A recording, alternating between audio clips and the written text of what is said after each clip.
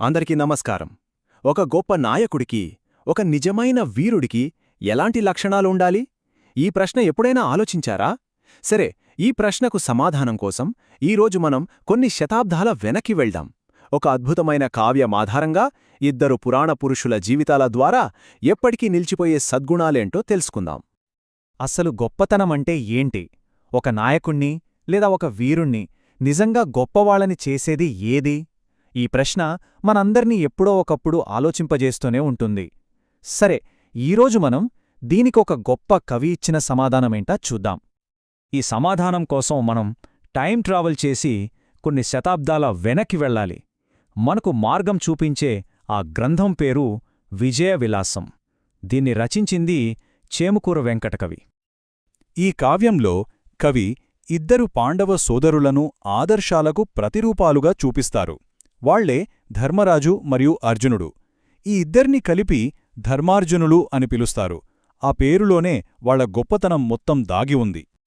సరే, ముందుగా మనం ధర్మరాజు గురించి మాట్లాడుకుందాం. ఒక ఆదర్శవంతమైన రాజు ఎలా ఉండాలి, నీతివంతమైన పరిపాలన ఎలా ఉండాలి అనడానికి అసలైన నిర్వచనం ధర్మరాజు. ఆయన వ్యక్తిత్వానికి పునాదే ధర్మం. చూడండి, ఈ ఒక్క వాక్యం ధర్మరాజు స్వభావాన్ని ఎంత అద్భుతంగా చెబుతోందో. ఆయనకు ఇచ్చిన మాట నిలబెట్టుకోవడం అనేది ఒక పని కాదు, అదొక వ్రతం. అలాగే ఆయనకు నగలు, కిరీటాలు కాదు, శాంతి, దయే అసలైన ఆభరణాలట. అసలు ధర్మం అంటే ఏంటి? అది కేవలం ఒక పదం కాదు.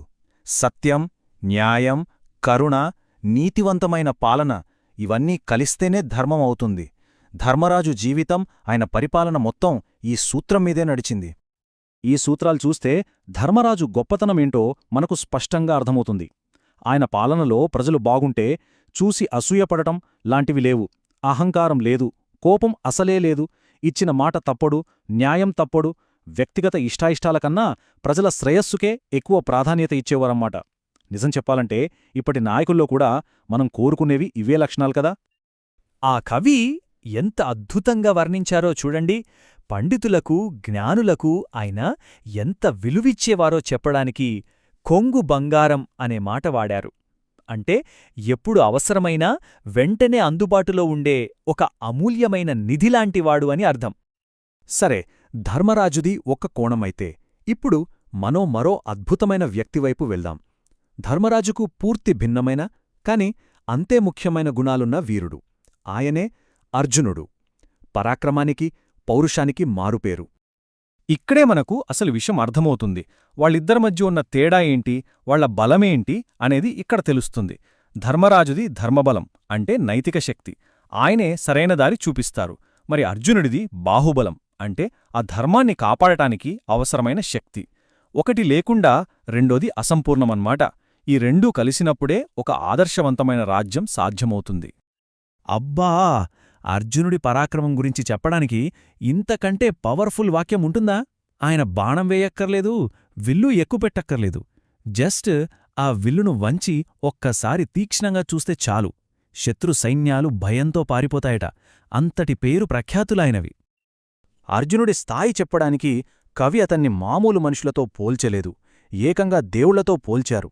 అందంలో ఇంద్రుడి కొడుకైన జయంతుడితో, స్నేహంలో సాక్షాత్తు శ్రీకృష్ణుడితో, ఇక పరాక్రమంలో అయితే ఏకంగా పరమశివుడితో పోల్చారు. అంటే అర్జునుడు కేవలమొక యోధుడు కాదు, ఒక అతీత శక్తి అని కవి మనకు చెబుతున్నారు. సరే, ధర్మం గురించి చూసాం, పౌరుషం గురించి చూసాం. మరి ఈ రెండూ కలిస్తే ఈ ఇద్దరు మహానుభావులను కలిపి చూద్దాం. వాళ్ళిద్దరి మధ్యున్న బంధం వాళ్ల శక్తిని ఎలా రెట్టింపు చేసిందో ఇప్పుడు తెలుసుకుందాం. వాళ్ళ బంధానికి కారణం కేవలం వాళ్ళు అన్నదమ్ములవడం కాదు.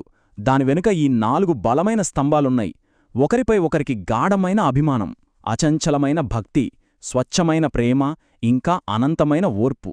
ఈ పునాదులే వాళ్ల బంధాన్ని అంత పటిష్టంగా నిలబెట్టాయి. అంటే చూడండి, వాళ్ల బంధం ఎంత గొప్పదంటే అదొక సామెతగా, ఒక ప్రమాణంగా మారిపోయింది. ఆ రోజుల్లో ఎవరైనా అన్నదమ్ముల ప్రేమ గురించి చెప్పాలంటే ధర్మార్జునుల్లా ఉండాలి అని ఉదాహరణగా చెప్పుకునేంత గొప్పగా ఉండేది వాళ్ల అనుబంధం. ఇక మనం ముగింపు దశకు వస్తున్నాం.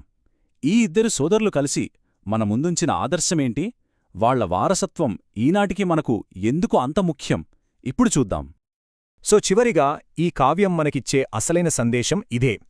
గొప్పతనమంటే కేవలం ధర్మమొక్కటే కాదు, కేవలం పరాక్రమమొక్కటే కాదు. ఎప్పుడైతే న్యాయాన్ని కాపాడే బలముంటుందో, ఆ బలాన్ని నడిపించే న్యాయముంటుందో, ఆ రెండింటినీ కలిపి ఉంచే ఐక్యత ఉంటుందో, అప్పుడే ఒక పరిపూర్ణమైన ఆదర్శం సాధ్యమవుతుంది. అదే ధర్మార్జునుల వారసత్వం.